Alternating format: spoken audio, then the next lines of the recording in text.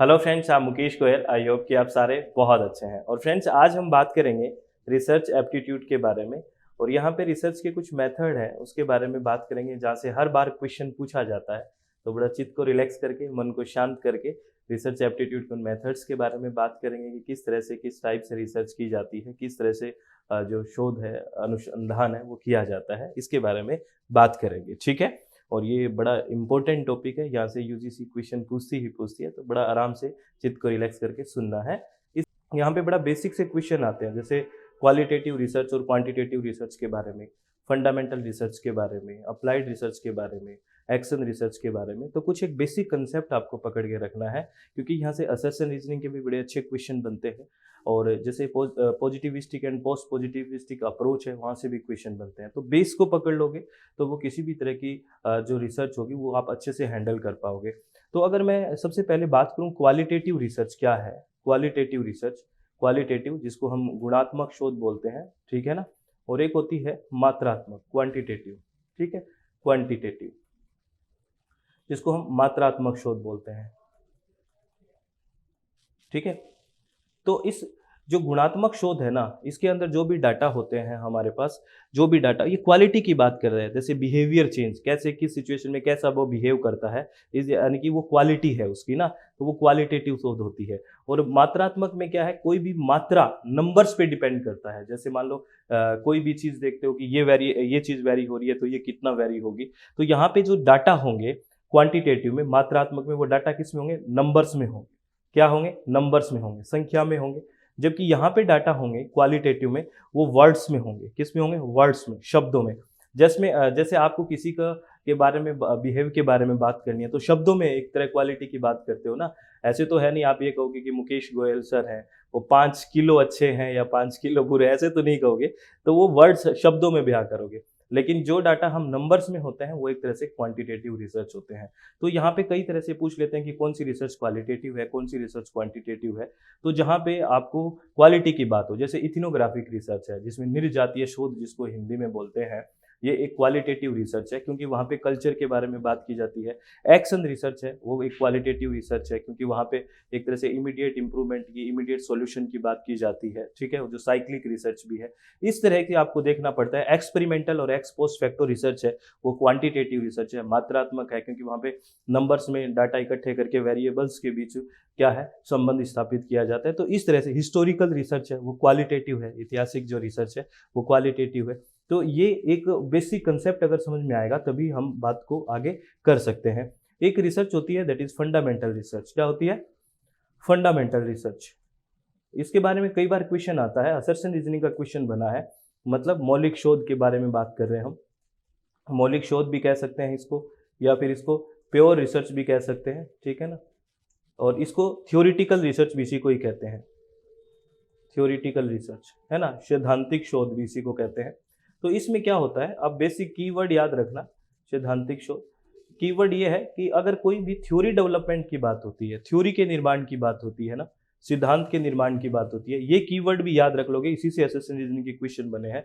अगर थ्योरी के डेवलपमेंट की बात होती है, सिद्धांत के विकास की बात होती है, तो वो कौन सी रिसर्च में होती है, फंडामेंटल रिसर्च में होती है, मौलिक शोध में होती है, प्योर रिसर्च में होती है, थ्योरी का निर्माण। इसलिए इसको थ्योरिटिकल रिसर्च भी कहते हैं। तो ये बेसिक बात अगर पकड़ लोगे, तो इस क्वेश्चन में कैसे भी घुमा फिरा के दे दे, आप कर लोगे उसको। मेरी बात समझ रहे हो ना फ्रेंड्स। एक रिसर्च आपने पढ़ी होगी, दैट इज अप्लाइड रिसर्च, ठीक है। अप्लाइड रिसर्च, अप्लाइड रिसर्च एक व्यावहारिक रिसर्च है। अप्लाइड रिसर्च नाम ही कह रही है, अप्लाइड रिसर्च एक व्यावहारिक शोध है।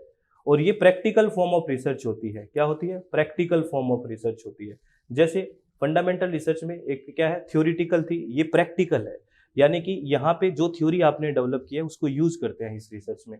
ये एक प्रैक्टिकल बिहेव, जैसे आपने लेबोरेटरी में जाके काम कर रहे हो, तो एक प्रैक्टिकल काम कर रहे हो ना, तो वहाँ पे आप अप्लाई कर रहे हो थ्योरीज का, तो वो अप्लाइड रिसर्च होती है, ठीक है। और इसी रिसर्च का एक पार्ट है, दैट इज एक्शन रिसर्च। क्या है, एक्शन रिसर्च, जिसको क्रियात्मक शोध बोलते हैं। और ये अप्लाइड रिसर्च का ही भाग है, क्रियात्मक शोध बोलते हैं जिसको, एक्शन रिसर्च को, जो अप्लाइड रिसर्च का ही पार्ट है। मान लो ये अप्लाइड रिसर्च है, तो ये एक्शन रिसर्च है। क्या है, ये एक्शन रिसर्च है, ये कंप्लीट अप्लाइड है, तो ये वाला क्या भाग है, एक्शन रिसर्च। एक्शन रिसर्च को साइक्लिक रिसर्च भी बोलते हैं हम, चक्रीय शोध भी बोलते हैं, क्योंकि इसमें प्लान, एक्ट, ऑब्जर्व और रिफ्लेक्ट, ये एक साइकिल चलता है। पहले हम किसी चीज़ पे प्लान बनाते हैं, फिर उस प्लान जैसे ऐसे ही करते हैं ना, जैसे आप प्लान बनाओगे, फिर उस प्लान पे एक्ट करोगे, फिर आप चीज़ों को ऑब्जर्व करते हो, फिर रिफ्लेक्ट होता है। ये साइकिल जो चलता है, इसी वजह से इसको साइक्लिक रिसर्च भी बोलते हैं। इसके बारे में ये भी पूछ लिया है, तो आप इस सीक्वेंस को याद रखें, PAOR है ये, ठीक है, प्यार नहीं, PAOR, plan, act, observe, reflect, ठीक है, इसको आप ध्यान रखें, ये साइक्लिक रिसर्च है। और कीवर्ड क्या है, इमीडिएट सॉल्यूशन की अगर बात होती है, इमीडिएट सॉल्यूशन की कोई भी बात होती है तो एक्शन रिसर्च में होती है। अगर तुरंत सॉल्यूशन की बात करते हैं तो भी किस में करते हैं, एक्शन रिसर्च में करते हैं, और ये अप्लाइड रिसर्च का पार्ट है। अगर इन कीवर्ड्स को ही पकड़ के रखते हो ना, इन कीवर्ड्स को ही, तो मेरे को नहीं लगता कि कोई दिक्कत आती है, लेकिन आप उलझे बहुत रहते हो, ये गलत बात है फ्रेंड्स, ठीक है।